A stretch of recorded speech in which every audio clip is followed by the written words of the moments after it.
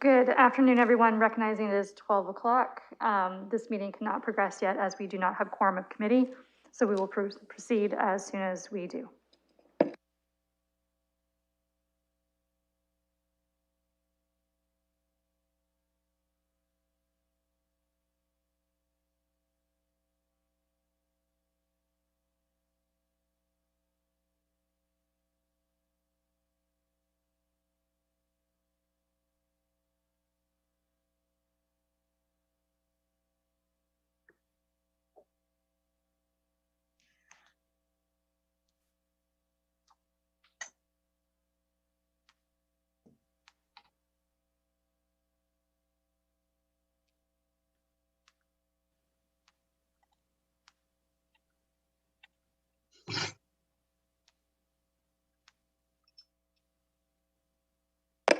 Good afternoon, everyone. We do have quorum now for this sixth meeting of the Civic Works Committee. The City of London is committed to making every effort to provide alternate formats of communication supports for council, standing or advisory committee meetings, and information upon request. To make a request for any city service, please contact accessibility@london.ca or 519-661-2489, extension 2425. To make a request specific to this meeting, please contact cwc@london.ca. Important to note is the City of London City Hall is currently closed to the public during this stay-at-home orders, but we remain fully in your service virtually and through email and by phone. Seeing as we do have quorum of committee, I'm looking to committee for any disclosures of pecuniary interest.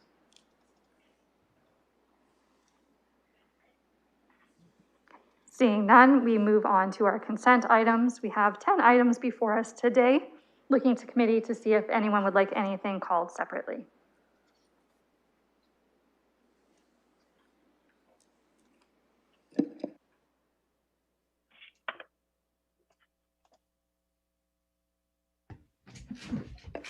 Okay, seeing none, all consent items will be put forward. Sorry, Councillor Van Holst. As a guest at committee, you cannot ask to have anything pulled specific if that's what this is in regard to. But I'm happy to take your questions as we move through the items.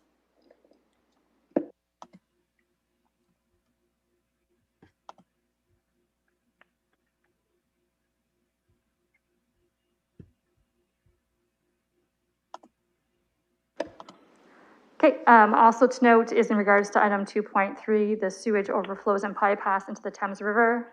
Mr. Mathers is with us today and we'll have a 15-minute staff presentation in regards to that as well.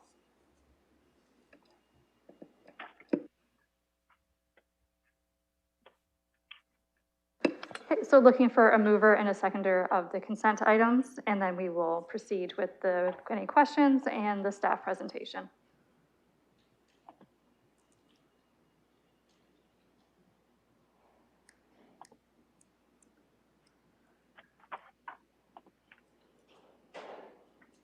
Okay, looking for a mover and a seconder for consent items, and then we'll move through with questions. Chair, do you mind if I ask the clerk a quick question? Certainly, Mr. Mayor. Chair? Yes, please proceed. Clerk, I'm using my my phone to for the link that you gave me, and it's London. It's got eScribe meetings. Was that supposed to be eScribemeetings.com? Because it's been rejected. Yeah, it's ESCRIBE meetings.com. Just missing an E. Thank you. Yep. E for Ed. Thank you. Absolutely, Mr. Mayor. Yeah, and we will be voting using eScribe today as well.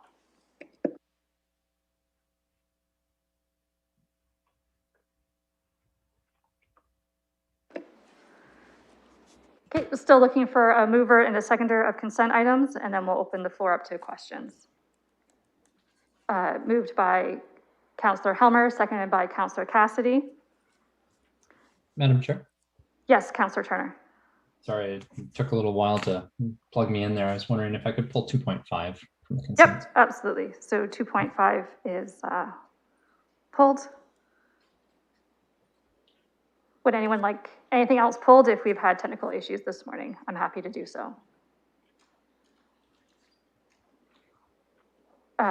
Councillor Helmer. I just wanted to ask about 2.3, we're going to hear the presentation, even if we leave it in consent. I just want to make sure we have the presentation. Yes, absolutely. So perhaps we can start with item 2.3, as Mr. Mathers is with us and ready to go, and should be able to share his screen if he needs to.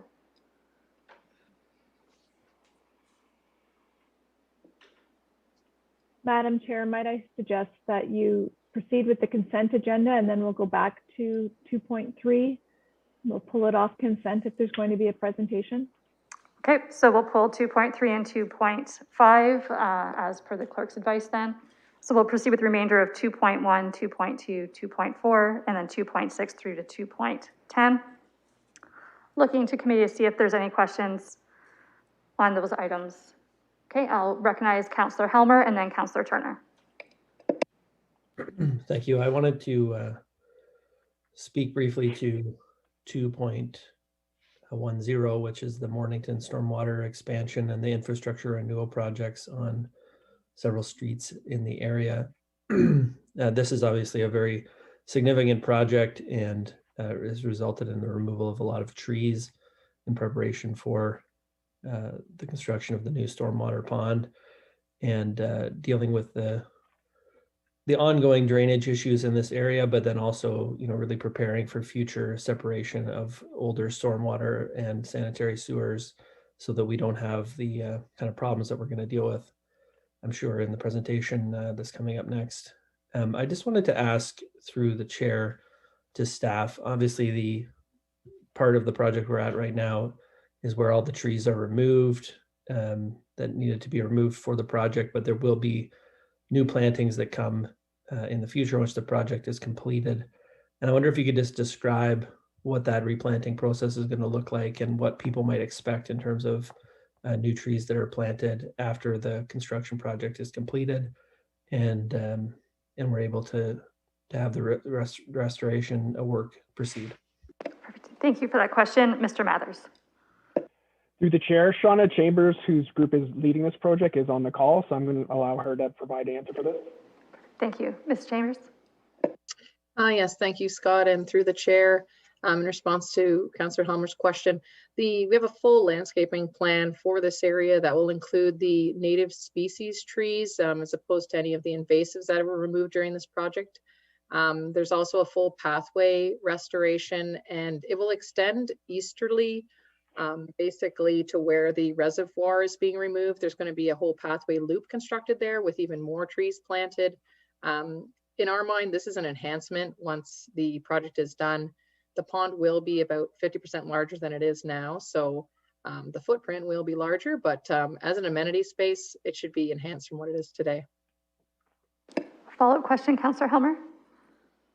Thank you. And I just wonder if that's helpful. I think for people who are concerned about the project, they want to get a sense of when they might see the new things constructed and when the tree planting specifically might happen. And I know there's a specific plan, but if you could just give a sense of the order of magnitude of the kind of plantings that might be happening. I'm certainly not upset about seeing the invasive species removed, but there are also some other trees that were not invasive that were removed, and those were necessary for the construction. But I think people are wondering when they might see the plantings happen. So the timing and the magnitude would be very helpful. Ms. Chambers.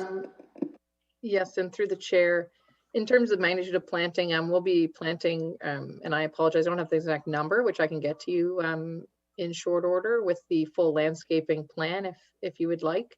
But essentially, it's a fully robust plan that's recommended by the ecologists to compensate and mitigate for the damages that we have created through, as you say, removing some of the more mature trees, which clearly were removed.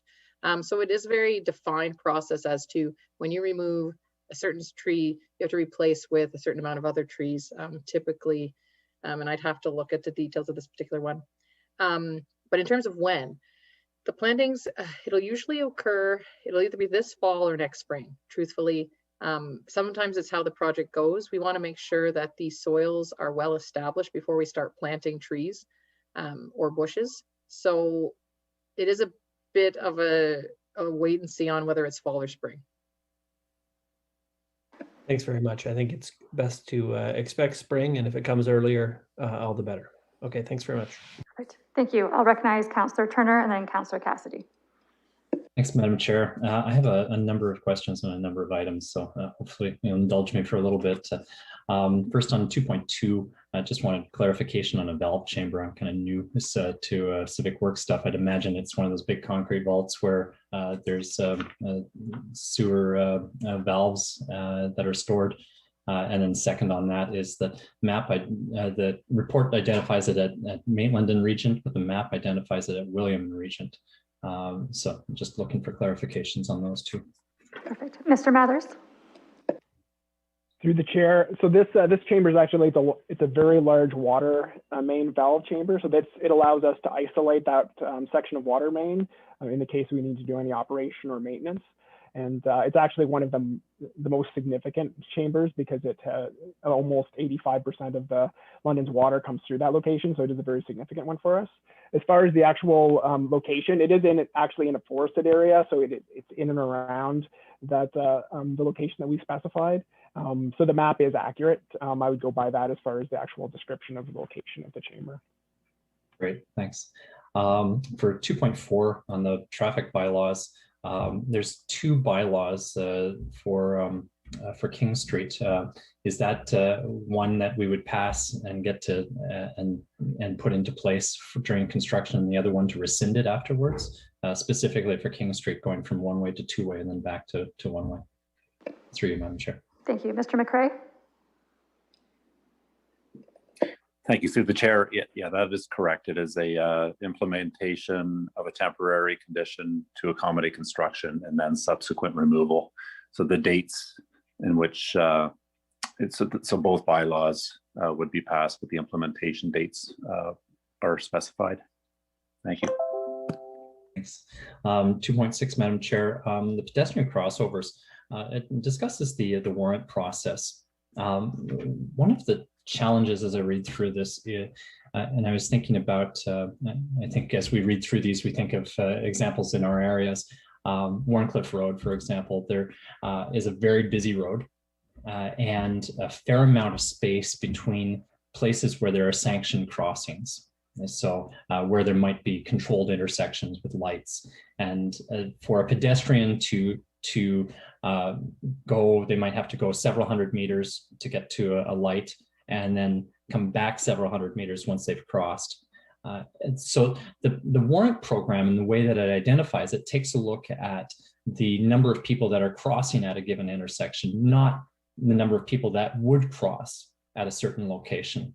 And so therefore, the way it's measured seems to disqualify some of those mid connections where there might be a need for a pedestrian crossover specifically. And so I was wondering if there's much in the process that considers that.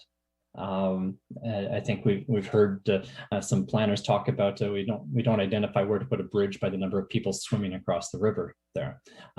This is the same thing that happens with these crossovers. So are there opportunities outside of the methodology that's used to identify where they should go? Mr. McCrae.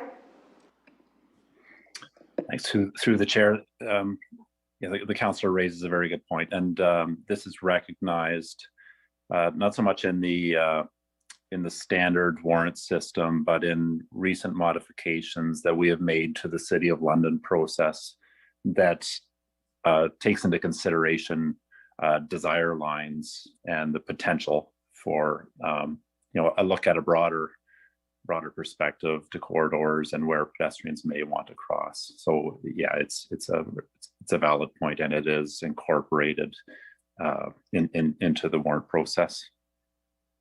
That was described more thoroughly in our report, I think, one or 2 years ago. Okay, thank you. 2.7, just with respect to the sole source, there's no discussion about what the alternatives might be, and I recognize that all the plants that we're using are using Trojan's technology, and so that component in the procurement policy that talks 14.4D talks about ensuring that there's some continuity and consistency in the technologies that are used from plant to plant or from location to location. Does that allow for any opportunity for anybody else ever to enter this space, or does it in perpetuum pretty much lock out any other offerings, because we're using the technology as one comes up at Greenway, then at Pottersburg, then at Vauxhall, at any given time, all the other ones are going to be on that technology. So the one that comes up for renewal, in order for consistency, would have to be that same one. So I don't see an opportunity for anybody ever to be able to competitively bid into that space. Mr. Mathers? So through the chair, that is definitely a concern that's very valid when you're looking at the wastewater treatment plants, because once you buy a technology, you may be tied to that in perpetuity. The good thing is, though, under this specific example, is that we did a comprehensive review of what was available on the marketplace and looked at different technologies, and we did decide that UV was the most appropriate. It fit the footprint we needed. It had the energy requirements, and actually was the most environmentally prudent option. What a lot of municipalities have that don't have UV is that they use chlorination, and that is definitely something that you can consider. But the result is that you have residual chlorine that gets into the natural water source, which is not beneficial for the any kind of aquatic or terrestrial life in the area.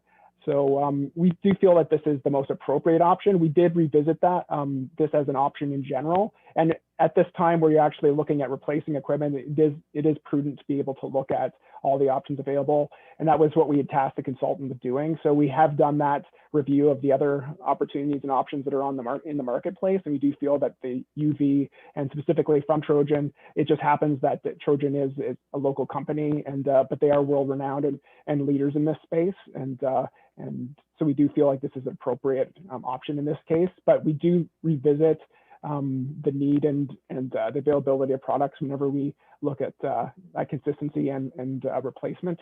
And this is a great opportunity to look at that. We've done that, and we feel that UV is the best option. Through you, Madam Chair. Thank you, Mr. Mathers. I think that the concern at the end of the day is just if we have that vulnerability, then if we had a vendor that recognized that, then they have the opportunity to bring the price up, and us not having much place to move. I think probably what's on the table right now for us is probably safe and reasonable, but it's just a vulnerability in our procurement process that we might want to just be live to. So I'm glad that those are considered, and that but I think that's a challenge with our policy. Last question, Madam Chair, through you, is on 2.8. The relocation of that pumping station towards the end of Victoria Street. That's close to picnic facilities, a parking lot, and a community facility as well. I think that the rationale for that move is because of odors that might be caused as a result of the reconstruction of it, and where its current place is next to houses. Are those impacts on the adjacencies in the park itself something that were considered, and how did those balance out between the two locations? Mr. Mathers? Through the chair, that definitely was considered. Whenever we take any of these EAs, and I know everyone's aware of this, we try to look at all of those and balance all of the opportunities and constraints with all of the locations. In this instance, and the odor that we were speaking of and the inconvenience is for the most part manageable, in that those odors are happening when we're doing maintenance on the facilities. It isn't like a daily event that's going to be impacting people in that area. So what the good thing about that is that we can try to manage the timing and to ensure that's an appropriate time to do that maintenance. So say, for example, in the middle of the summer on a beautiful summer day is probably not the best time to do this kind of maintenance when you have people using these areas. So the good thing is that we do have some control on those odors and can be able to self-select the best times to do that work. So it was definitely a balance, and we had that consultation with the public, and it was generally something that most people felt was appropriate. And it's not something we can completely get away from, but at least we can be a little bit more self-selective in when we do that type of maintenance. Through you, Madam Chair, thank you. That concern was on persistent odor, and if it's just during maintenance and operate or maintenance and episodic periods, that's helpful. So I appreciate the answer. Thanks for indulging all my questions. That's all I have. Perfect. Thank you for going in numerical order to make it easy to follow, Councillor Turner. Just for committee's reference, in regards to item 2.8, there was a date error on page 68 that staff is aware of and have corrected. Next on the speakers list, I have Councillor Cassidy and then Deputy Mayor Morgan. Thank you, Madam Chair. My questions are also about 2.6, the new traffic and pedestrian signals, pedestrian crossover. So I'm happy to see some of the new things here, such as the traffic signal going in at Sunningdale Road and North Winnig. That will be very welcome to the community. There's a lot of residential development that's taken place in that area over the years, and it's right beside Mother Teresa High School. It's a very busy intersection at morning and evening or afternoon drop off and pickup times. London Transit has a stop right there as well, so that will, it's something that constituents have been asking for, so I'm very appreciative of that as well. The pedestrian crossover on South Winnig and at Father Dalton, that it will also be welcomed by the community. Kids crossing over there going to Mother Teresa High School. There's a lot of pedestrian traffic at certain times of the day. I have a question about a pedestrian crossover that's not on this list. I'm not out in my car driving around very much in the last 12 months or so, but I'm wondering if the construction did happen on Fanshawe Park Road at the Fremont intersection. There was supposed to be a signalized pedestrian crossover there, and I wonder if that has been installed yet. Mr. McCrae? I can confirm that pedestrian signal is definitely on the program. I'll have to check on the status of the project, and I can get back to the councillor with that information in short order. Okay, great. Just because I was looking back through my emails and it was to have been installed in 2020, but perhaps the need probably has gone down somewhat. But that is a very direct route to Lucas High School. And again, people have been calling for it. I will say seeing Stackhouse and Fanshawe Park Road still on the list and not moving forward. And I see the numbers there. It's disappointing, but I'm wondering if this is an updated study on the volume and delay, because they look very similar to the numbers that appeared in a previous report. Mr. McCrae? Yeah, the numbers have certainly been affected through COVID, and we've seen lower traffic volumes. So that, combined with limited staff resources through the pandemic, has limited the number of traffic counts done, and so the data would be still from a previous count, likely in early 2020. Okay, a follow-up question to that. At that intersection, I believe the underground work has already taken place when Fanshawe was widened. Can you confirm if that is the case, if the infrastructure required for the signals is already in the ground there?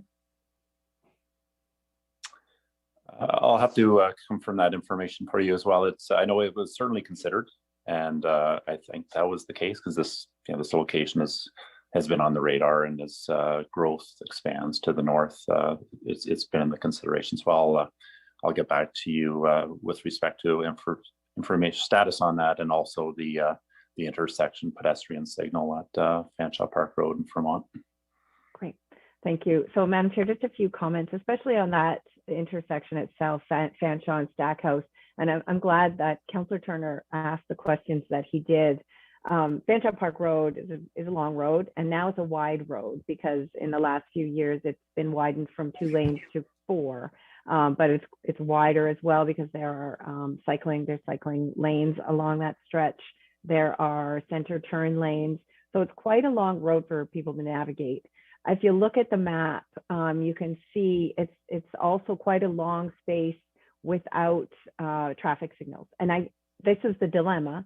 it's a road that's meant to carry a lot of cars, and it's supposed to carry the cars efficiently and get them moving to where they need to go. And so when you have traffic signals, that does interrupt the flow of traffic.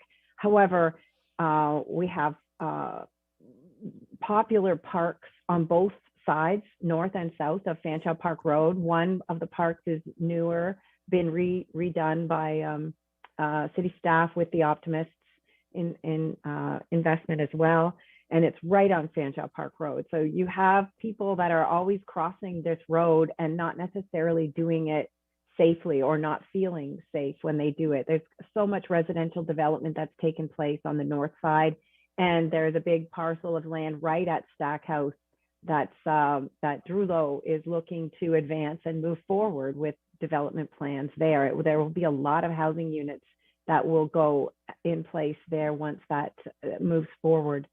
So it's about getting people, and especially high school students who don't necessarily follow the logic and want to cross when they want to cross. So I think it's important to provide those opportunities for pedestrians to cross this very, very busy road. It also has quite a few dips in the road. So wherever you are at a given point, you can't necessarily see where the cars are at the east and at the west. The good thing is that we installed a lot of medians along this stretch with some plantings and stuff like that. So it looks nice, it looks better. It's not just a sea of asphalt, and it does provide some relief for pedestrians when they're crossing. They have a middle point to take refuge. So I really encourage staff to keep at least that. I know there are so many intersections that are asking for signals. This Stackhouse Fanshawe one is one that people keep raising to me. So I will continue to raise it with staff. And there is a lot of pedestrian movement that's going back and forth and looking for safe ways to cross Fanshawe Park Road. So thank you, Madam Chair. Thank you, Councillor Cassidy.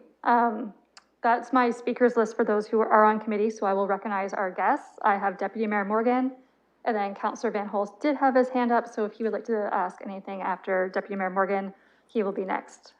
Deputy Mayor.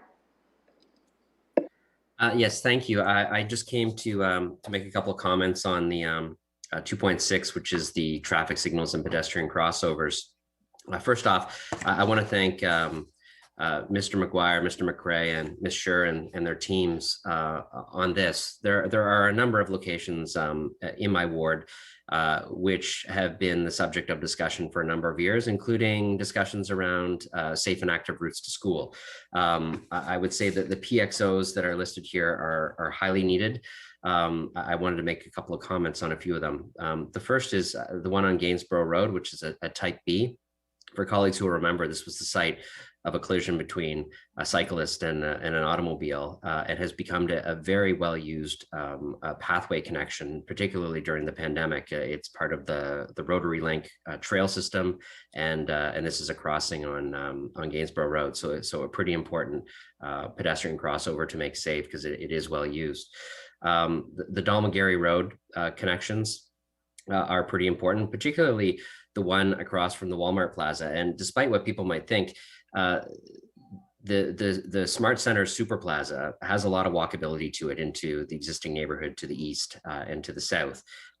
This is a connection that would allow for people to move from in the neighborhood through across an existing pathway that basically ends at a very busy Dalmagary Road for the traffic for the center, and would now allow people to cross a lot safer. Within the Hillside Drive and Shavian, even the Limberlost connection, those are all important school routes and things that parents and parents groups have been active. And I know Mr. Ridley would know, having been out and done safe and active routes to schools, walkabouts, he certainly would have been well aware of the concerns at these intersections. So thank you very much to our staff for bringing these forward. I know they're warranted, but it is nice to see some of that community work come to fruition. Like Councillor Cassidy, and I'll say she certainly will know that she has a bit of an ally in looking forward on infrastructure, particularly intersections. I appreciate her comments. I would say that I did see the Gainsborough Road and Sherwood Forest Mall connection, which has an existing pedestrian signal, which is basically being used by the automobiles as a traffic light right now, incorrectly. has met both of the warrants in both ways and is scheduled for construction. I'm curious to why it's 2023. I'm not sure if that means the 2022 construction year is full, but nonetheless, I'm happy to see it on the list and meeting the warrants. I know it will be done soon. The final one I'll mention is the traffic light at North Rutledge Road and Hyde Park Road.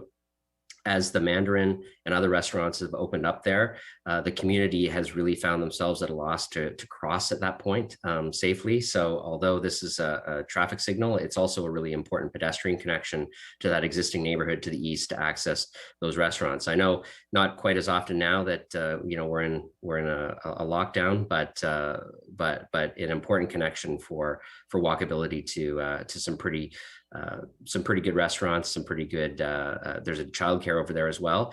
And that will be a really important connection. So thanks again to staff for pulling these together. And I certainly hope the committee will support all of them. Thank you. Councillor Van Holst, I see you've lowered your hand. I have no more speakers at this moment. So I'll just do a last call for questions in regards to items before us in the consent, with notwithstanding 2.3 and 2.5.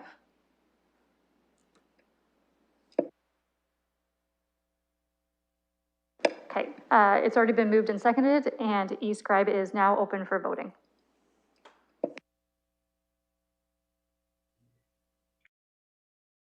Here at home, but I will vote yes. Perfect, thank you. And Madam Chair, I'd like to enter a yes as well. My e-scribe is passworded out. Perfect, thank you. It's a wonderful Tuesday.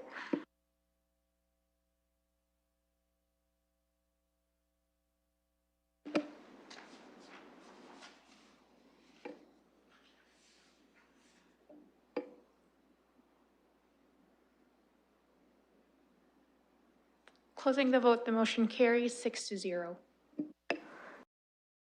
Item 2.3, this is the sewage overflows and bypass into the Thames River. We will start with Mr. Mather's presentation and noting that the motion afterwards, as it currently sits in the report, is that this information is to be received.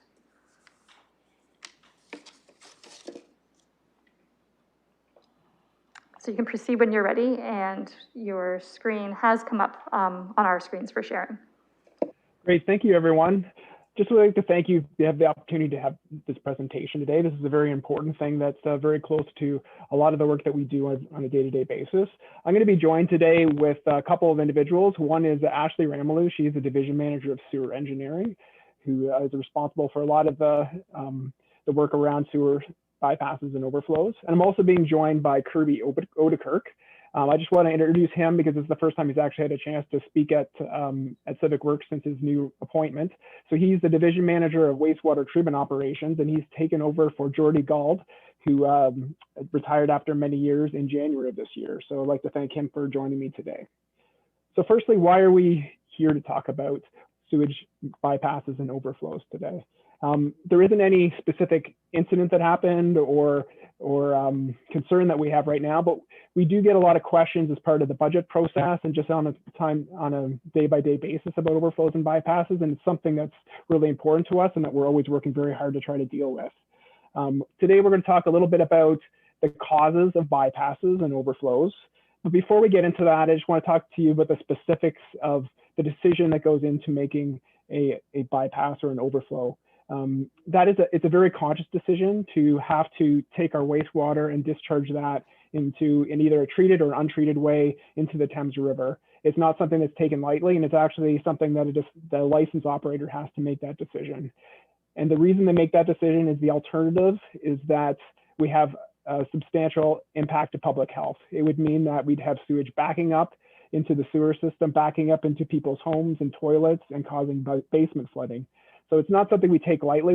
It's the last thing that we want to do as part of our options as far as protecting people and protecting the environment. So it is something that we really consider highly, and something it's a big thing that weighs on us as well. So with that, I'm going to move on to Ashley. Ashley's going to provide you a little bit more of the definitions, because that's really important when we're talking about sewage bypasses and overflows, and then talk about some of the projects and programs that we have ongoing. Ashley? Great. Thanks, Scott. So what we really start with are overflows take place within the collection system, whereas bypasses take place at the wastewater treatment plant or at a pump station.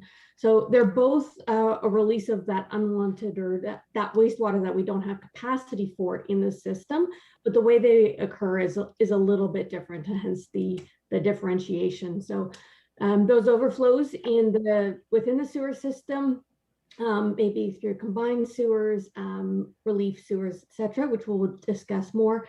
Those bypasses are around the wastewater treatment plant process, and sometimes we're discharging untreated water, and sometimes it's been partially treated. So, next slide. So what causes these overflows and bypasses?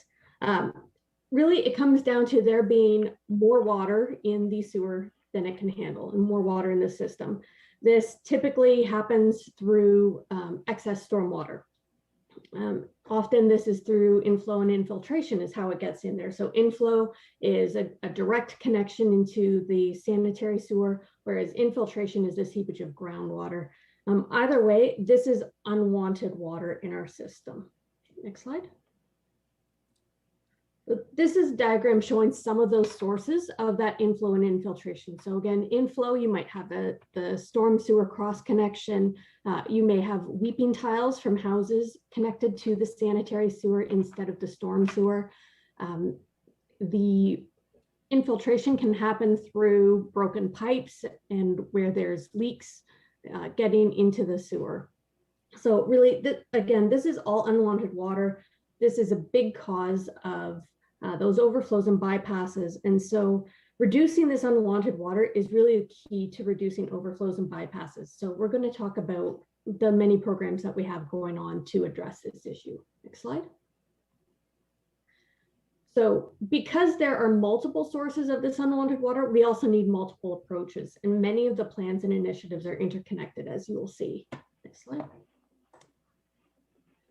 So let's start with the pollution prevention control plan. So this was a multi-year master planning project that was designed to come up with long-term solutions to address conveyance system sewer overflows and bypasses. So this is looking at the collection system rather than more so than the treatment plants. It identified some of those highest priority overflow points for management. And also recommendations included considerations for climate change, capital works, and like we've been talking about, removal of that inflow and infiltration, which is referred to as source control. Next slide. So what are we doing to implement that pollution prevention control plan? So updates to storm data used for modeling to account for the higher intensity storms that we're seeing under climate change and follows that climate change modeling. Helps us ensure that we're able to convey that stormwater without using the sanitary system. Data management updates so that we know what our system is, our sewer modeling and flow monitoring program. We have sewer separation projects helping with this, and inflow and infiltration reduction projects such as weeping tile disconnections. This plan is meant to also be somewhat of a living document. So it's required to be updated, and which will happen in 2023. Next slide. As well, there is the domestic action plan for the reduction of phosphorus in Lake Erie. The domestic action plan highlights number of projects that have been completed to reduce discharge of phosphorus to the Thames River. Now, sewer overflows contribute to phosphorus loading. So in order to reduce the Thames phosphorus loading on Lake Erie, we need to reduce our overflows. One of the objectives is the replacement of combined sewers as a result, and managing those highest priority overflow points that were identified in the pollution prevention control plan. Next slide. So mentioned previously, the sewer separation program. This is to remove our combined sewers. The DAP goal was to separate 80% of the combined sewer system by 2025, which equates to about 17 kilometers of sewer separation. At this point, since the plan was put in place, we've removed 6.2 kilometers, with another 1.45 kilometers being removed this year. And this includes many combined sewers in the downtown that contribute directly to the priority overflows identified in the pollution prevention control plan. Next slide. Now, we've talked a bit about major inflow source being weeping tiles. So weeping tiles in homes were connected to sanitary sewer between the 1920s and 1980s. This makes these sewers partially combined, as those weeping tiles are a point of inflow. They're also a leading cause of basement flooding. We get a large storm and the person's weeping tiles are now connected to the sanitary sewer instead of a storm sewer. And so then you have backups because of that excess flow in the sanitary sewer. So, and in the city, we estimate there are about 50,000 weeping tile connections like this. So in the diagram to the right of the screen, that's showing how the home should ideally be connected with that to the storm sewer rather than the sanitary sewer. Next slide. So what are we doing with weeping tiles? We have two programs really. So the basement flooding grant program is a subsidy of 90% costs. So this is a homeowner directed program where they apply for the grant that will cover costs for separating weeping tiles from the sanitary sewer and install sump pumps and backflow valves. We average about 60 grants approved each year. Now that protects the single homeowner, but may not show an overall reduction in the neighborhood flows in the sewers. So we also have the targeted weeping tile disconnection program. So this is a city initiated project where to target a neighborhood so that there's an overall system benefit, so that there's a reduction in flow in the sanitary sewer and everybody sees a reduction of basement flooding or of the risk of basement flooding really. And this has a budget, annual budget that's sufficient to disconnect approximately 30 homes. Now you'll remember that we have about 50,000 homes with these connections. So yes, this is a slow process, but this is about removing that inflow into the sanitary sewer and reducing that overall flow during those large weather events. So with the next slide, I will pass it over to Kirby. Thanks, Ashley. So now that we know where this unwanted water comes from and some of the strategies that we've been undertaking to try to limit it, I thought it'd be useful to show you where we stand in terms of the overflow and bypass activity at our wastewater facilities, including pumping stations and the treatment plants. So this graph actually shows our overflow and bypass activity since 2002. And it's useful for illustrating a couple different things. First of all, you can see 2011 really stands out in the middle of that graph. And that was a wetter than average year. There were a lot of storms that came through in that summer. In fact, that was the year of the Goderich tornado. So it really contributed to a lot of bypass activity. But you can see that it's also the gray bar, sorry, the gray line showing the rainfall amounts. It wasn't really that much more than any other year over this period. So what that illustrates is that a lot of times it comes down to the intensity of the event rather than the overall rainfall that happens in a year. Of interest in 2011 as well, we completed an upgrade at Vauxhall wastewater treatment plant that increased the capacity of the inlet works and also put in a rapid wet weather treatment facility. And you'll see that after that event, or sorry, after that year, our overall activity really diminished quite a bit. So if you take a look at post 2011, considering that we've made those improvements and now seeing a big difference, 2018 again stands out. And the reason for that was that there were multiple intense rain events that occurred while there was still snow on the ground. So we had this heavy rainfall coupled with snow melt, and that resulted in 75% of those bypass and overflow activities. They occurred before the end of February. So you can imagine that, once that's done, the rest of that year, we actually did fairly well.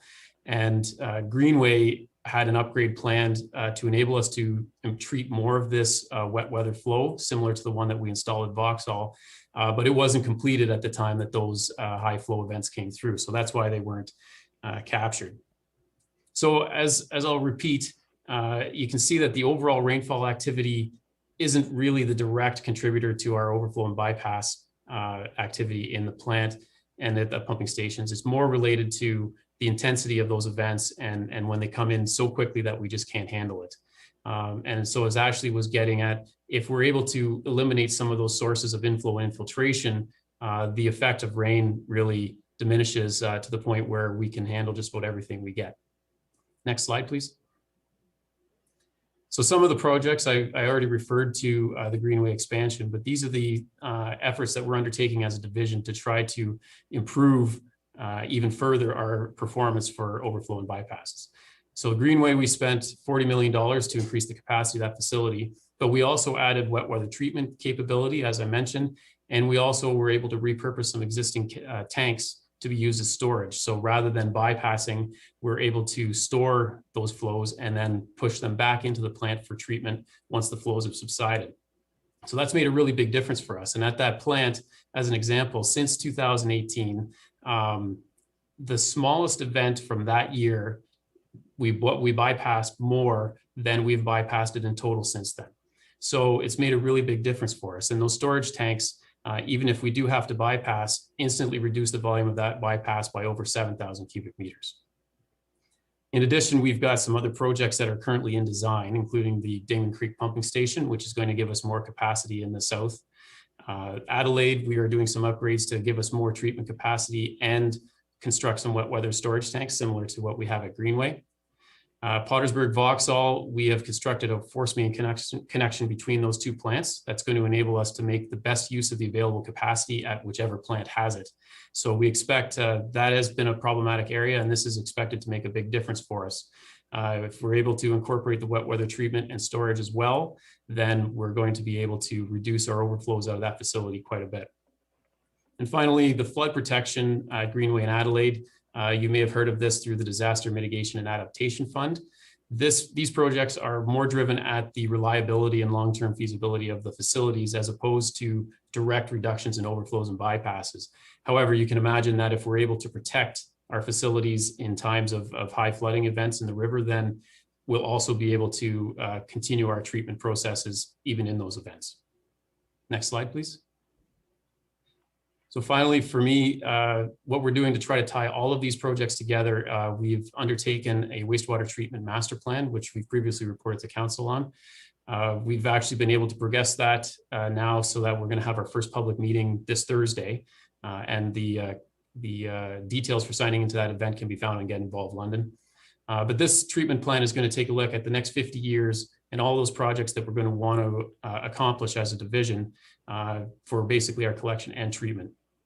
And with that long-term plan, the intent is that we're able to know what's coming, plan for it from a budget perspective, but also to make sure that our short-term projects that contribute to short-term goals don't inhibit our ability to implement our long-term plans as well. So we minimize the amount of money we waste for those things. And finally, when we're trying to prioritize these activities and decide which ones to do when, the minimization of bypasses and overflows at all of our facilities is, of course, going to be a major decision or a major criteria that we're going to use to make that decision. So back to you, Scott. Thanks, Kirby.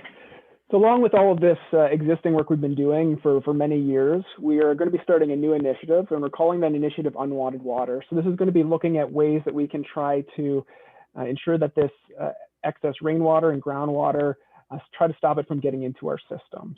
So what we're proposing is to come forward to committee with a series of committee reports, each just speaking about some of the options that might be available and get some direction from council and from committee as far as how they'd like to see us move forward. So we'll be looking at different programs, policies, and projects as part of this initiative. And the goal is to have some direction so that when we move forward with the next multi-year budget process, that we'd be able to include some of these projects and programs within that in that new budget. We're expecting to be able to have the first report on this initiative Q3 of 2021. So to conclude, you can see that we tried to explain all the different sources of this water getting into our system and give you a little bit of further information on bypasses and overflows. You can see it comes from a lot of different locations, so we have a lot of different programs to try to address that. And what I want council and committee to be aware of and comfortable with is that every day our operators are doing our best to try to minimize these overflows. And it's our long-term goal to try to eliminate these overflows and minimize those flows while still protecting Londoners and their homes and their health as well. So with that, I'd like to thank you for this opportunity to speak today, and we're here to address any questions you have on the presentation. Thanks. Perfect. Thank you for that. And an official welcome to Mr. Oderkirk to your first Civic Works Committee meeting in this capacity. And for the public, as you heard in the presentation, there's an opportunity to get involved with the Wastewater Treatment Master Plan. And to find out more information on that, it's getinvolved.london.ca. And that is happening virtually on April 22nd. So I will turn my attention to committee for questions and comments in regards to this report. And I'll start by recognizing Councillor Turner. Thanks, Madam Chair. This is, I don't know how I became passionate about all this stuff, but it's one that I'm always fascinated, and I really appreciate the report. There's tons of it, fascinating data in here.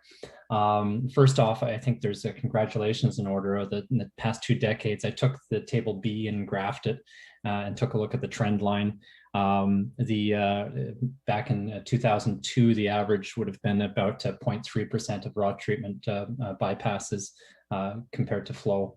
And at this point now, it's 0.1. So you've seen a 2/3 reduction in average bypasses, which I think is something to recognize and commend as a percentage of raw bypasses to flow. In that as well, the other story in that table is that the treated amount of water that goes into our water courses has remained relatively stable. It doesn't fluctuate by, you would expect that you would see it increase with population growth, but we haven't. And we've heard all of this in terms of the reports that have come through the budget process, that the amount of water that households are using independently has decreased. In our budget forecasts, it shows it going back up again. And I'm not seeing that trend through this table here. I see it as remaining relatively static, and the advances in water preservation, water reduction technologies as continuing to go. And we've heard all of this in terms of the report. Yeah, thank you. Please proceed. And so that becomes a concern as the basis of our projections in future years. I'm going to go through a few things because a lot of this was really interesting. So one, that's a function of consumption. 2, it's a function of technology. And 3, it's going to impact our water rates over the coming years. When Mr. Amalu discussed the Weeping Tile Disconnect program and the sources of water, unwanted water into our system, one of the things that really jumped out as I was looking through the slides earlier, we have 30 homes per year, about $1 million per year, 50,000 connections. You identified it as a big challenge, and slow progress is being made. To quantify that, in order to get through 50,000 homes at 30 a year, it's going to take us 1,700 years to disconnect all those weeping tiles. Or if we were to put it in money, it's $1.7 billion. So we're currently spending $1 million. If we were to try to get to 100 years, it's going to cost us $17 million. Or if we were to try and do it in 50 years, we would have to put about $34 million a year into this budget, which seems like a lot. So when we had those discussions during budget about how much money and what the rate should be for wastewater, this is where these things come into play. The other side of that was talking about the storm sewer separations in the core, and looking for 80% over the next by 2025. There's 11.8 kilometers remaining to be separated, and at 1.45 kilometers a year, that's going to take 8 years, which will get us to 2029 instead of 2025, which was the goal. So I'm curious about these parts. I'm going to pause for a second because I've got a couple more comments on this, but specifically with the Weeping Tile Disconnect and the storm sewer sanitary combined sewers, those are 2 of the primary inputs of unwanted water into our wastewater treatment. And both of them are going to take a long time to accomplish. And it looks like that in order to accomplish it in a faster period of time, we would need more money and more resources to do so. So through you, Madam Chair, just looking for a bit of comment on whether we're going to be doubling or accelerating the rate that we're separating storm sewers in order to accomplish that 2025 goal, or if we're going to miss it. And the second is, what do we need to do to encourage or to advance the weeping tile disconnect? And is it something we can mandate? Thank you for that, Councillor Turner. I'll also ask Ms. Ramalou when she replies to the weeping tile disconnection program, just to mention as well how it's changed with COVID, as there was a program stated for Ward 12, and it's been a couple of years in transition, and things really are different now with protecting people's safety and access into their homes. Through the chair, just before I'll let Ashley speak as well, because but there's a few things that actually happened before her time that I just wanted to get added context. But I'm super happy that we have other passionate people about this on this subject, because we're definitely this is something that's really important to us. And there's kind of three elements I wanted to be able to comment as far as Councillor Turner's questions there. One was that component about the amount of water that we're receiving at the plants, and he's absolutely right that the water that we're seeing at the plants is pretty stable. The thing is that with these low flow toilets and water devices, we're actually finding that even though there's the same amount of water, it's a higher concentration. I kind of call it a higher octane of wastewater that we're getting at these plants. So that even though that the water that we're getting is the same amount, it's actually a little bit harder to treat and takes more chemicals and more treatment process time. So that's the one challenge that we have that isn't really well reflected in the numbers as far as the amount of water we get at the plants. Regarding the comments about the weeping tile program, that he's absolutely bang on. We brought forward a report in December 4th, 2018, and where we did look at the feasibility of accelerating the program. And I had very similar calculations that Councillor Turner has provided, and looked at if you were to do this over a 10-year period, you're looking at, and this is outlined in that report, that it could be as much as $25 million a year to be able to address this problem in that type of time frame. And it's a huge amount of money, and it's actually very complex projects, because I call them very personal projects, because you're going into someone's house, you're going into their basement, and you might be having their floor ripped up. So that there are things that are very difficult to accomplish as well. So that's something that we're going to bring forward again as part of this Unwanted, be able to revisit some of those decisions in the past and let council know what opportunities, whether they're policies or programs that actually do cost money, or whether we want to look at some other different alternatives that we've seen in other municipalities. As far as the domestic action plan, one thing that we were very clear with the province is that if we wanted to be able to achieve all the goals that London has laid out, is that we need to have provincial and federal funding to be able to support us.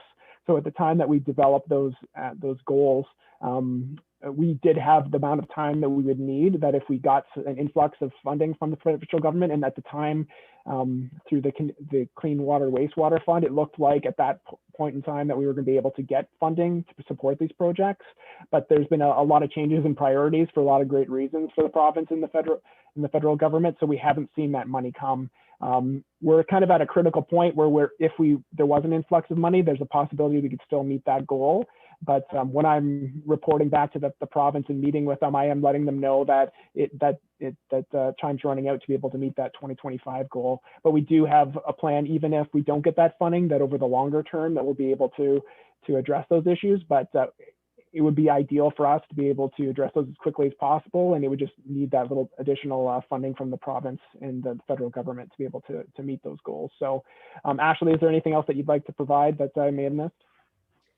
I believe that pretty well covered it. As mentioned, yes, right now we are on track to complete about 12.5 kilometers by that DAP 2025 target date without additional funding. Again, if we receive the additional funding, we may be able to squeeze in that extra 4.5 kilometers. We should still be able to, but otherwise we're looking at reaching that target by 2030. That's for you, Madam Chair. Thank you. So I think my concerns in this is that it illustrates that we have short funded it a little bit. And as we went through the multi-year budget and we set the waste and wastewater rates and the water rates, On the wastewater rates, this is the money that we use to address these things, and to be able to, so we could have had a larger influx of own source money to be able to address some of the sewer separations, but we passed on that opportunity. On the other side of the equation is the revenue model that's associated with water rates. And the revenue models were built to reflect an increase in water usage and consumption after a long history of a decrease in the per capita water consumption. We're seeing a rather static, if not a continued decrease, because a static amount of outputs through the sewage treatment plants indicates a static amount of net total inputs into it. So that would be the amount of water that we consume. So the per capita usage as the city grows is going to decrease. And if we don't have that revenue from the water consumption, then we're going to shortchange the water distribution side of the equation too. So both of these highlight some I think concerning funding things, and I hope that those are addressed in the budget updates as we go forward, to recognize that there's shortfalls in both revenue, either through taxation or through consumption, to be able to address the infrastructure needs going into the future. Very thorough report, and I think it's a really important one, and I really hope this is highlighted for all of council, that the lessons learned from this can carry through a lot of our policy areas. But I think the other part, and I dwelled on a bit of the negative for a little bit, but I started by recognizing some pretty key accomplishments. One is that significant reduction in the percentage of raw bypasses treated to treated flow. That's huge. A lot of the things that you illustrated, the upgrades to our sewage treatment plants to be able to have reservoir capacity for large flow events and then be able to bring it back in. Long time ago, moving the pumping stations to generators so that they weren't dependent on continuous electricity supply in case of a power outage. Those were two huge factors that really significantly, I think, contributed to decreasing those amount of bypasses going into the rivers and our water courses. So thanks again. Great job on that. And then if there's things that we need to do from a council standpoint to help fund these things, because they are so important, please be frank about them and let us know, especially around budget time. Thank you for those questions, Councillor Turner. And as budget chair, I look forward to you bringing this conversation back at budget time for the process in regard to water rates and our infrastructure needs. Okay, I will recognize Councillor Cassidy, and then Councillor Van Holst will follow her. Thank you, Madam Chair. Through you to staff. I wonder if you, I don't think it's in the report, but I apologize if it is and I missed it. Do you have an idea of which form is the worst contributor to the unwanted water in the water treatment system? Would it be the weeping tile side of things, or would it be the combined sewers? To staff. Through the chair, on a overall basis, the weeping tile would be the highest contributor. We can get a lot of water even just out of a single house. As far as the ease and probably the low-hanging fruit, though, the looking at removing those combined sewers is the most cost-effective and most immediate benefit that you get from making those changes. So the side benefit of the weeping tile is that if you have basement flooding that's due to issues in very specific areas of the city, that will help you there. But the actual volume is the highest, is what we believe is actually from the weeping tile system. However, we're actually going to be addressing that as part of the unwanted water. That first report is going to look at the sources and then say, okay, if this is the source of the water, then what are the ways that we can try to address those problems? So we'll have a little bit more information from you during that process. But again, like, the largest amount of water is from those weeping tiles. However, the easiest way to address it and kind of the best bang for your buck is to remove those combined sewers. Great. Is there a follow-up? So yes, thank you, Madam Chair. A while back, the last council, I think we changed that cost sharing formula and brought it up to that 90%. Did that increase uptake of this program. I can't remember where we started, but I do know it was former Councillor Ridley that kept pushing to increase this all the way up to 90%, and all of council agreed with her on that. So did we see uptake increase because of that? Through the chair, yes, we did see uptake of increase. I'll let Ashley speak to that because it's her group that actually runs that program. Sure. Thank you. Yes, there has been increased uptake in the past number of years since that was implemented. We do also tend to see spikes when we've had large rain events and so on. That tends to really drive numbers up short term. So there's a couple correlations there that drive those numbers for sure. So I wonder how common it is. So I know I worked with Ashley's group a couple of years ago. There are neighborhoods where we have the weeping tiles connected, and but yet they're not an area where they're having basement flooding. So I'm wondering how many of those kinds of neighborhoods there are, because that neighborhood was extremely resistant to signing up to the program. One person had proactively years ago installed a sump pump in his basement, and at the meeting he talked about, listen, my sump pump is going constantly because there's high water table. So people just were not interested in their view and looking at their own personal circumstances and not the bigger picture. There was it wasn't broken, so why fix it?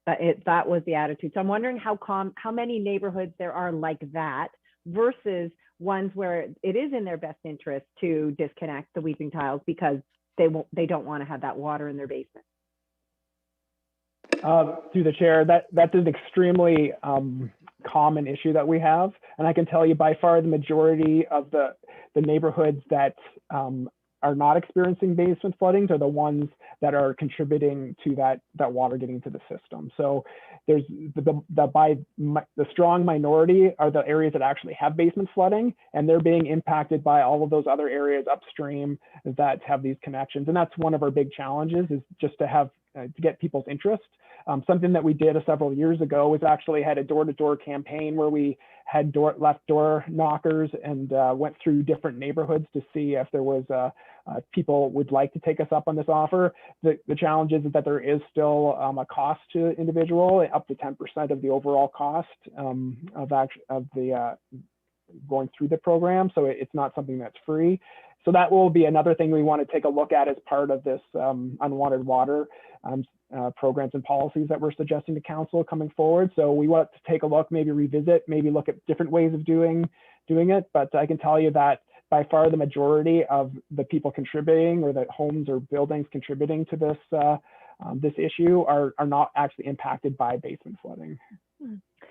So in the report, it says that London receives 2.5 times more unwanted water and why? Why is that? Is it because we have more of these kinds of subdivisions built like this with the connected weeping tiles?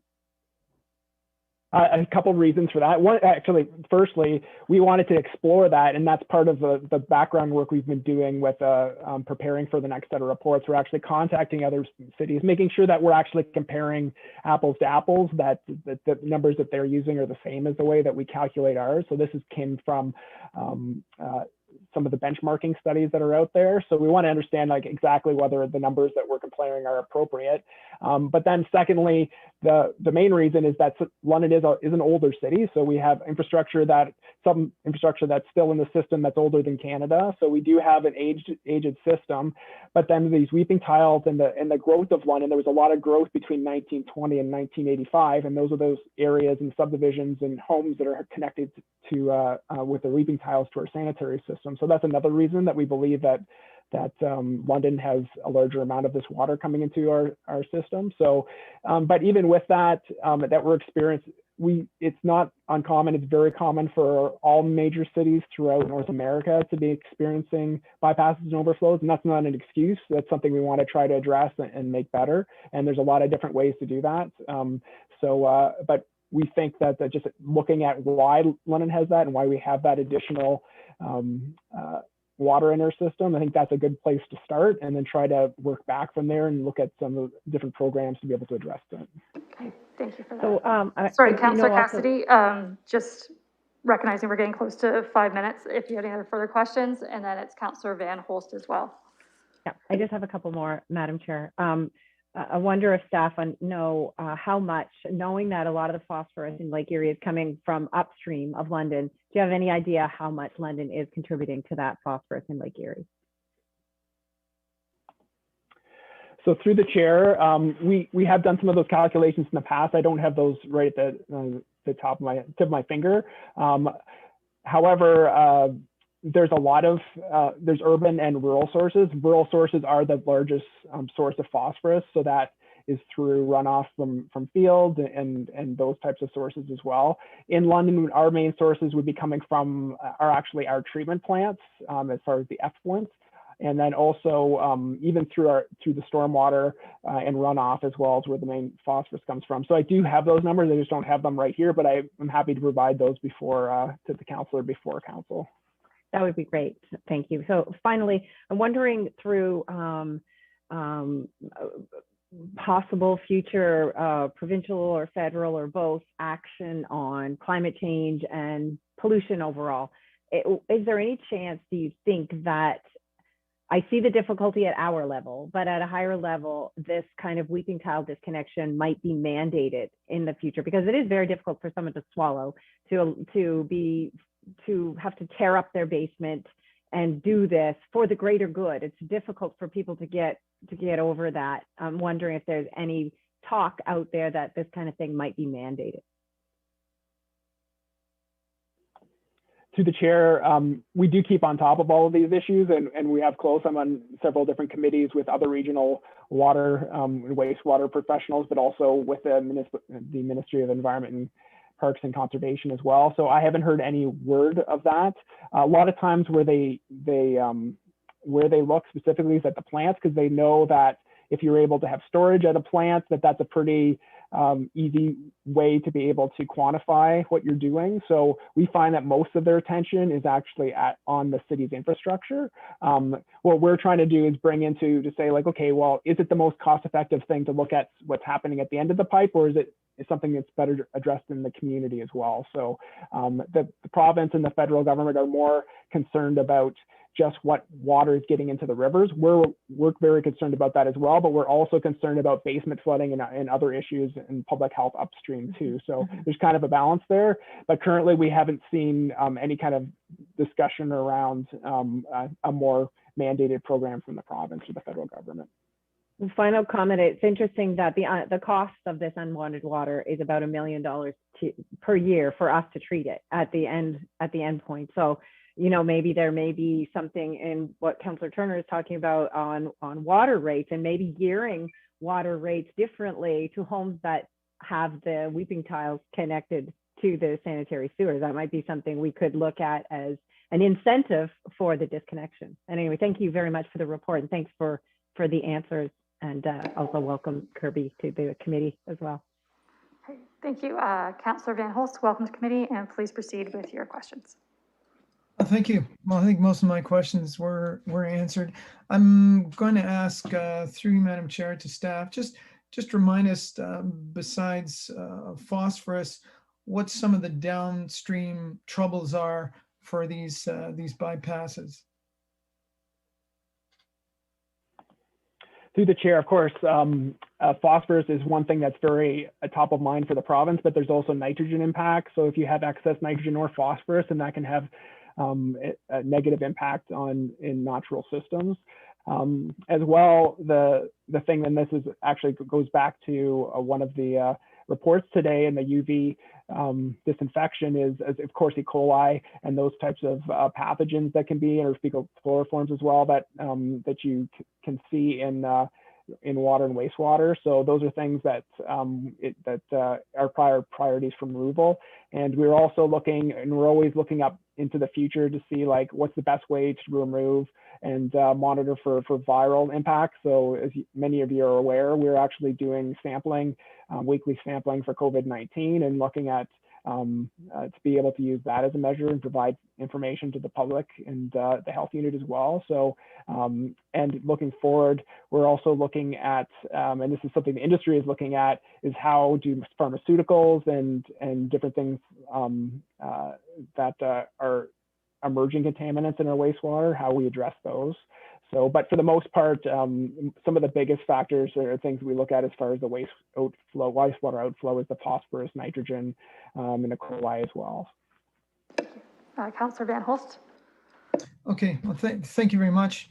And I suspect that 1700 years from now, we'll have new technologies available to deal with some of these issues. Maybe looking to those might get us a better solution.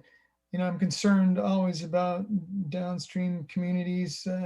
If we're impacting their water, there's the possibility of just assisting them with water treatment. I know that that the technologies that are available, even from companies here in London, can treat that water much less expensively than it would take for us to take on a completion of these initiatives. So those might be things that to think about. But I'm really pleased to see the effect of the actions that we've taken previously, and that those bypasses are dropping. So that's great. I think we're seeing a lot of effect at the things we're doing at the treatment plants.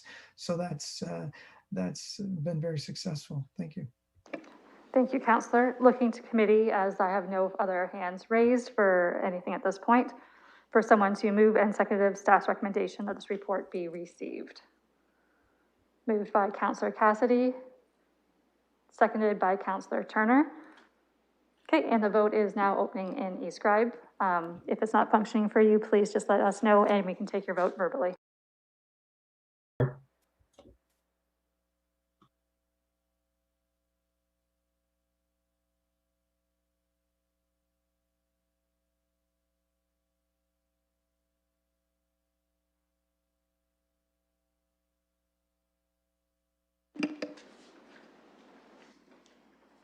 Councillor Van Meerbergen and Mayor Holder.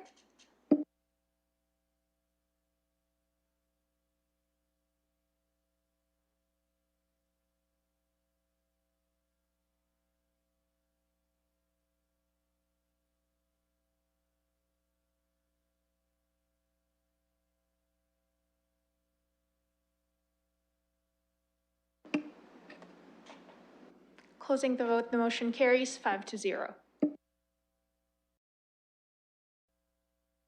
Okay, that moves us on to our final item on the consent agenda, which is update on resource recovery strategy, including mixed waste processing.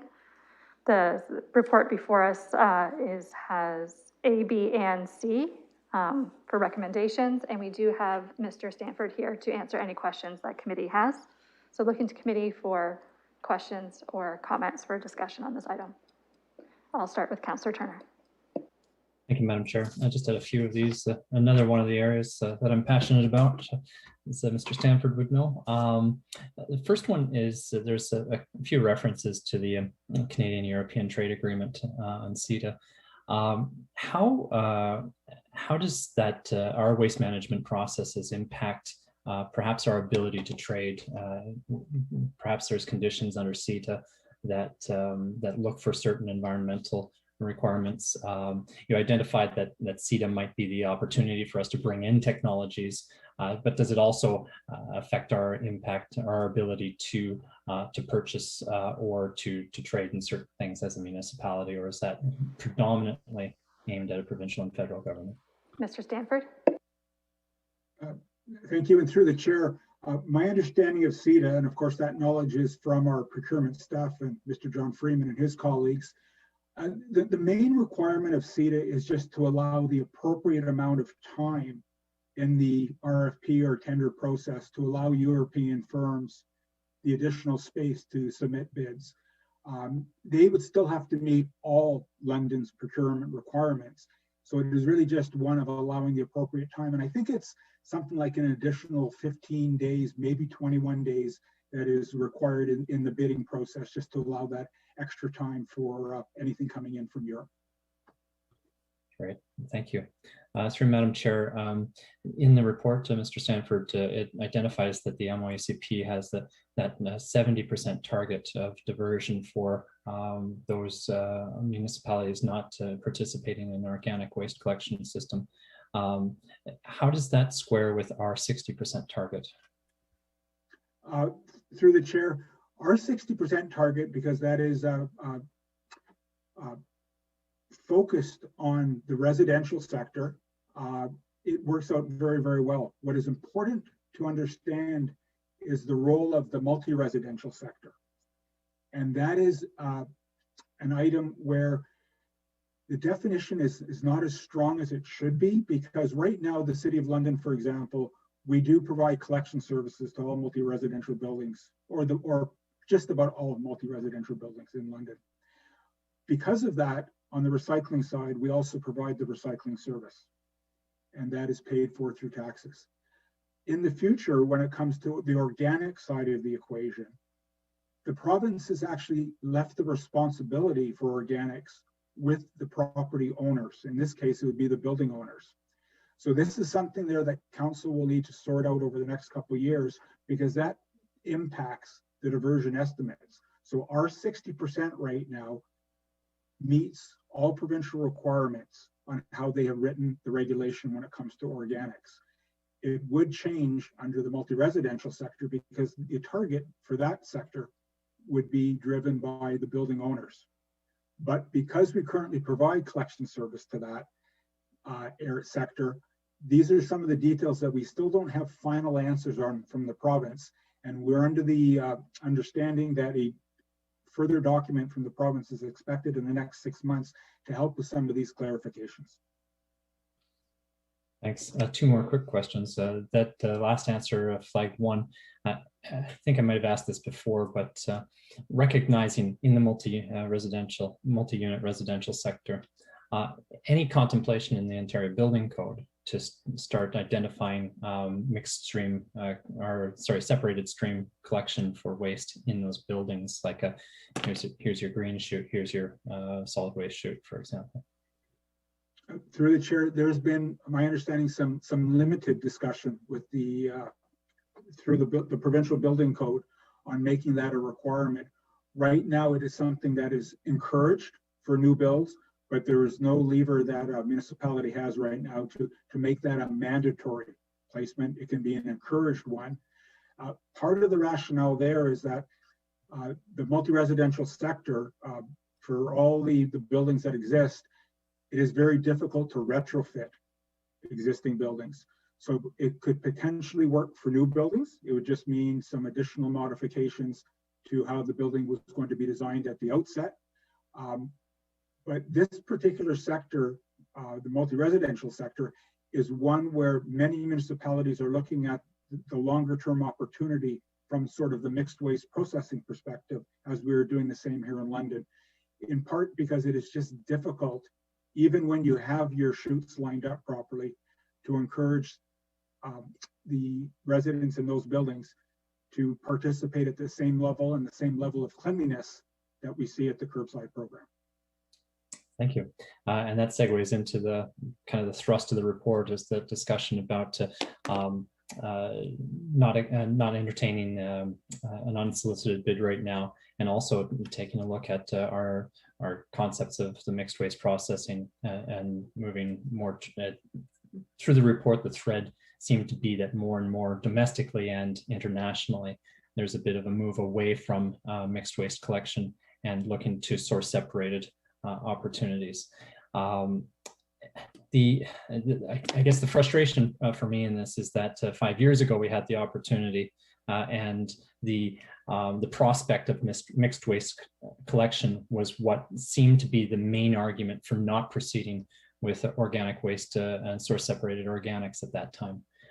And now we're 5 years later and we find ourselves in the position where, well, the assumptions back then aren't really holding, because those our contemporaries in other municipalities in Canada have started to move away from mixed waste collection. The viability of it hasn't shown to be as strong, and in all the places where we really saw those promises kind of came from the European market, and there I was surprised to read that they're starting to move away from that as well. One of the big pieces in this is that the resource recovery kind of gets lost in mixed waste collection unless you've got somebody sorting it out at the plant side, which is very labor intensive, or your just pyrolysis or combustion of it all, in which case you've lost all the everything except for perhaps some of the energy that might be reclaimed from it. So I'm not sure if there's a question in there as much of a statement, but perhaps there's some comment to it. Was this not foreseeable 5 years ago, and did we lose time as a result of that? Through the chair, if I may, I don't believe we've lost any time. For every 2 steps forward, there are sometimes 2 steps backwards, and that's really what appears to be happening in this particular area. We still are trying to understand all the positive movements that have occurred in Europe. And when we talk about Europe, of course, many different countries involved there, and it varies by country. We are then seeing some successes occurring in the States. They are small right now, but they're often very tied to specific situations, such as the one facility we're tracking very closely in West Virginia, where one of their products from the resource recovery facility is a fuel for a cement plant nearby. So it becomes a very interesting opportunity because it's replacing burning coal, a virgin fuel. So there are very positive benefits there. So we are, from our research and from what we're tracking in our ongoing discussions, we are finding these niche opportunities. And I believe it is very important for us to continue down this path for as long as we can, in part because other municipalities in Ontario are looking at the same thing and saying to themselves, do we need perhaps just a couple of these facilities of a larger scale to serve a large portion of Ontario in these sort of areas where separation within an apartment building is extremely difficult and be extremely costly. And the results basically in the end would still amount to mixed waste. Even after good separation, all it takes is a handful of residents not sorting properly and the load becomes mixed waste anyways. So these are some of the things that we continue to examine. Fortunately, we're doing it with a number of other municipalities in Ontario. No one has a solution in this regard, but a lot of good minds are working on this. Our report highlights how we bring forward the next steps on all of this in about 8 months' time from now. And we'll do our best to keep all the updates as accurate as possible and in a report of this kind. Thank you. And Madam Chair, I do have one more question. That in the report, there's identification of the procurement and lobbying rules, especially for civic officials and elected officials. Obviously, as we have a fairly current discussion around our waste management practices, we've been approached as councillors by a number of firms trying to identify what might be good options and courses for the municipality. I just would seek some clarification perhaps, and I'm not sure who the best person to ask the question is where that dividing line comes, at which point we should disengage from any conversations from any lobbyists that might ask us to say, hey, we've got this new technology, or we've got these plants over here, those kind of things. I prefer to disengage altogether, but do we have to wait until the process, a tender has actually been opened, or is it at any point, if there's just the potential for this to be a live discussion through the municipality? To staff, Ms. Chair, I'm not sure if you wanted this one. Thank you, Madam Chair. So this is probably best advice from our colleagues in legal and from procurement services. Certainly we can ask them to follow up with respect to that at corporate services, although clerks might also have some really good insight too. Generally speaking, if you have any concerns about what you're hearing from a vendor, we would ask that you refer to procurement. They really are our best arbitrator of what the role ought to be of elected officials. We know, like you, we get a lot of information from a lot of potential vendors who've got neat product ideas at various stages of maturity. We want to be aware of what's going on in industry, but it becomes very difficult to go down a path with an individual vendor as an elected official, or as an administrative official as well. So we rely on our folks in John Freeman's shop to provide us great advice, and where they run out of expertise there, we tend to rely on the city solicitor's office. Thank you for that. Councillor Turner, are you concluded at this point? I am. Thank you. Thank you all.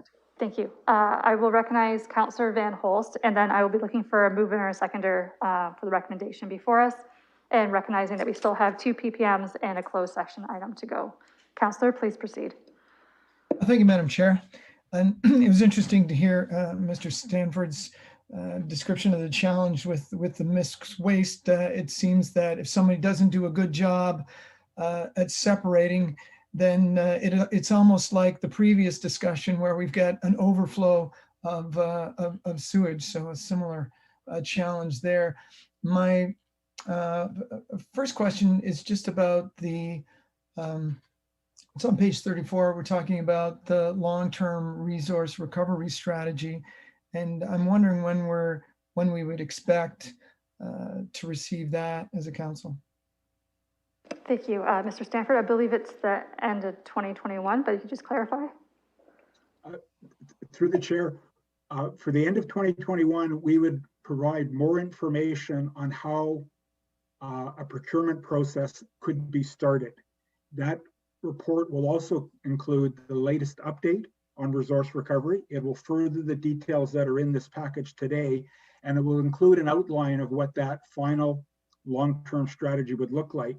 We would then work on that long-term strategy in parallel to any procurement process and use 2022 to be a period of time of bringing forward that final long-term strategy. And if I may, when we refer to a long-term strategy, very similar to the work that we've done with our landfill site, where we're planning over a 25-year period, some of these new technologies do take a while. And so this is the kind of long-term planning that we think would be very wise for committee and council continue to do. So anything that occurs in the next year or two, there would be an opportunity to take advantage. And if opportunities are not occurring, at least the groundwork has been prepared by committee and council to be able to move when they see fit. Thank you. Is there a follow-up, Councillor, or can we proceed? I have a number of questions, Madam Chair. Maybe next, does the cost or the plan for our 60% waste diversion action plan include how the green bin materials are going to be treated? So that, which might be anaerobically, it might be compost, it might be to natural gas. Is that included in the plan already? Through the chair, yes, the processing is included in the estimate and the approval of the 60% waste diversion action plan. Okay, thank you. Thank you. And I wanted to ask about the move away generally from mixed waste. And is that move happening largely because it was waste to energy? So are we moving away from waste to energy? And maybe more specifically in the case of Europe, that move, is it they're moving away from the new automated separation technologies, which seem to be the opportunity, or is it really the collecting it all and burning it, for instance, that's being departed from? Through the chair, our initial read of what we believe is occurring in Europe, and more work has to be done, as we noted in our report, is that the material quality from a number of operations are not meeting the standards of those particular countries. And that is when it is turned into a compost product. There are a number of what are referred to as mechanical biological treatment, MBT, and the front end of that, of course, is mixed waste of what goes into those facilities. When those facilities are aligned with creating a fuel product, such as solid recovered fuel, essentially an engineered process to create a product that can be burnt in a cement kiln or some other large boiler operation, in those cases, it is not composting or anaerobic digestion that is the priority for that facility. It is really creating that clean fuel product to replace fossil fuel. And this is part of the challenges when you're sitting over here in Canada, is really getting a good appreciation of the individual circumstances in a region within a country of what's going on. That is why many good questions have to be asked, and it does take time to get additional work to really get a good understanding on why a certain decision has been made. The removal of the mixed waste from composting, we do see pockets where it is being successfully done. And those are things that we also continue to track. But in the United States, if I may, just for one more minute, there the movement has been away from mixed waste to composting. It has been to the fuel side, once again, to create that solid recovered fuel. Thank you. Councillor, I'll allow one last question. Well, thank you, Madam Chair. My question may be more of a comment then. I'm very interested into seeing what some of your other regions come up with in their RFPs for mixed waste. Are some of the companies are listed on there? Are they similar? Proponents to those that we received a couple years ago? Through the chair, yes, many of the companies actually are the same. Now, if I may, the region of Durham is requesting bids and have received 4 bids, and they're in the middle of their process right now, as our report notes. They are setting up a mixed waste processing as a cleanup to create a fuel product for their energy from waste facility. In that case, they are burning the waste to create an energy source, to create electricity. The region of Peel has left the door wide open, and they are reviewing the bids that have arrived there. And in their case, they have not specified exactly the requirements. They are looking for the marketplace to indicate preferences. And so they're keeping the door a little bit more open for the opportunities of additional fuel, additional composting. It could be anaerobic digestion. So we're lucky here in London that we're able to tap into our resources, our colleagues in those municipalities, to get a better appreciation when they've gone through a full procurement process that will only add value to ours, should we go that route. Okay, thank you, Mr. Stafford. And I'm sure if Councillor Van Holst would like any exact details about the process, you could be happy to follow with them offline. Looking to committee now, as this is divided into A, B, and C, if there is a mover and a seconder for all these items, as I see no further hands being raised by committee. Councillor Cassidy will move it. Councillor Turner will second it. I have the nod, and the vote in e-scribe will be opening.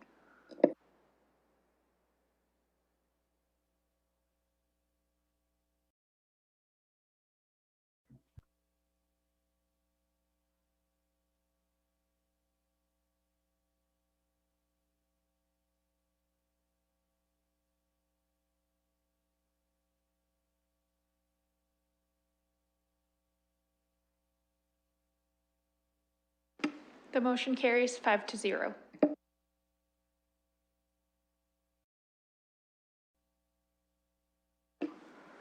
Okay, moving on as a committee into schedule items, we have 2 public participation meetings. Looking for someone to open the public participation meeting in regards to street renaming portion of Blackwater Road. I have a mover in Councillor Cassidy, a seconder in Councillor Helmer. The vote is now opening in the scribe.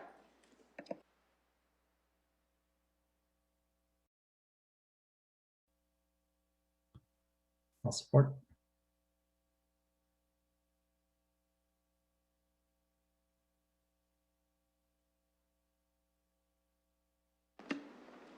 Closing the vote, the motion carries 5-0.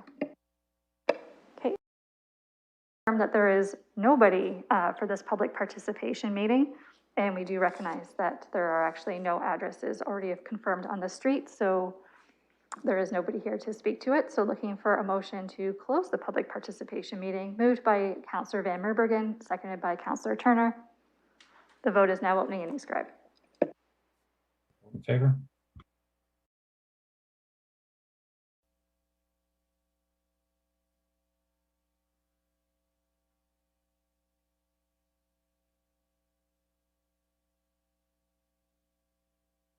Closing the vote, the motion carries 5-0.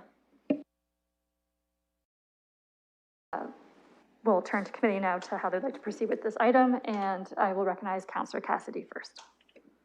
Thank you, Madam Chair. This is in Ward 5. It's a new subdivision that is actually being built right now. So I'm happy to move the staff recommendation.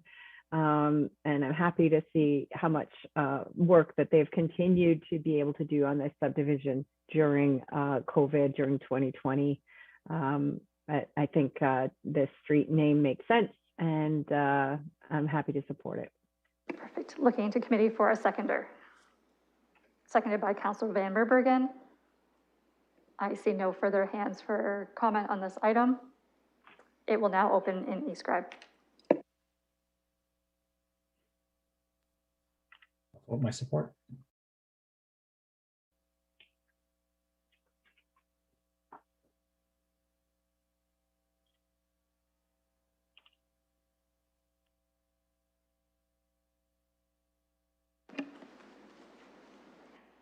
Closing the vote, the motion carries 5-0. Okay, thank you. Item 3.2. It's a public participation meeting for amendments to consolidated fees and charges bylaw. Looking for a mover and a seconder to open the PPM. Moved by Councillor Cassidy, seconded by Councillor Pelosa. And the vote is now opening in eScribe.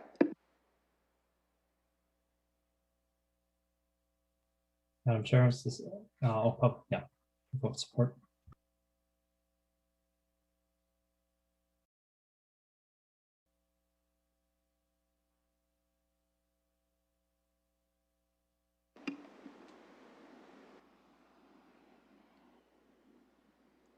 Closing the vote, the motion carries 5-0. Thank you. There is no one who's registered to join us for this public participation meeting today.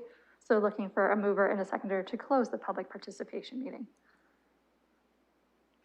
Moved by Councillor Van Berbergen, seconded by Councillor Cassidy. And the vote is now opening in eScribe.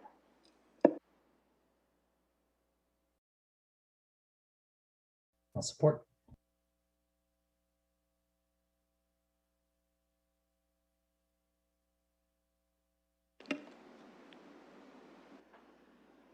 Closing the vote, the motion carries 5-0. For committee, this is dealing with the London Hefty Energy Bag pilot program, pilot project for orange bags, and bike locker pilot project setting rental fees. We do have staff with us today if you would like to discuss how we got to the suggested price point for these items. And the motion suggested by staff would be that this be introduced at municipal council meeting to be held on May 4th.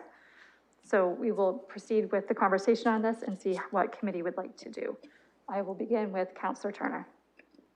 Thanks, Madam Chair. Just with respect to this, it identifies the fee structure for the bike boxes and says that this will be done by app to pay for it. Honk has a 25-cent administration fee for every transaction. Will there be a transaction fee associated with the bike boxes, or is there a way to avoid that? Mr. Stafford, I believe this was you. Through the chair, I am not aware of any transaction fee associated with this. So let's assume for the pilot project, it'll be at 0, if there is one. Wonderful, thank you. Okay, looking to committee or guests if there is any other questions or comments in regards to item 3.2.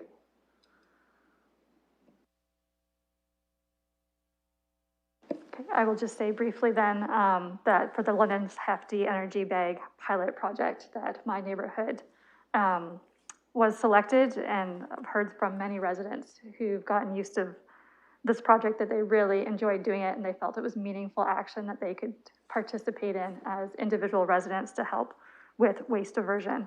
And I've had many calls as the project's been on hold right now due to COVID, and they're eagerly awaiting to participate. So thank you for staff for working through this and letting London be the first in Canada to actually pilot this project. So I would need a mover and a seconder of staff's recommendation. Moved by Councillor Turner, seconded by Councillor Cassidy. The vote is now opening in eScribe.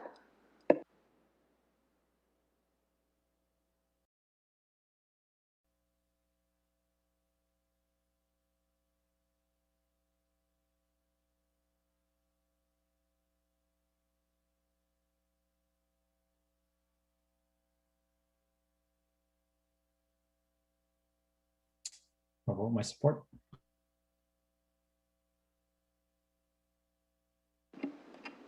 Closing the vote, the motion carries 5-0.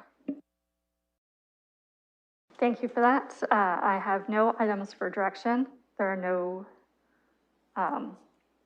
we do have our number 5 for the deferred matters list. Looking for a mover and a seconder for that. Moved by Councillor Van Meerbergen, seconded by Councillor Turner. That vote is now opening in eScribe. Vote my support.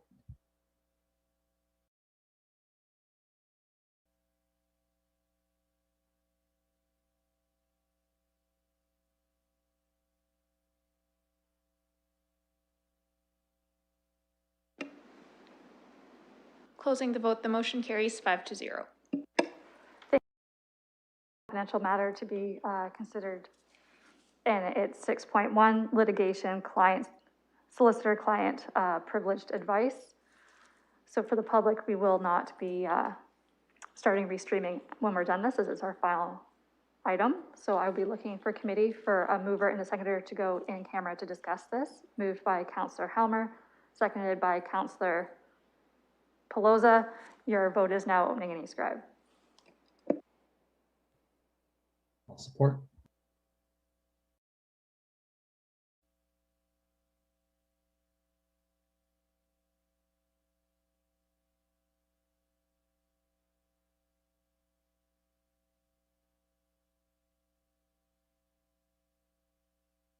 Closing the vote, the motion carries 5-0.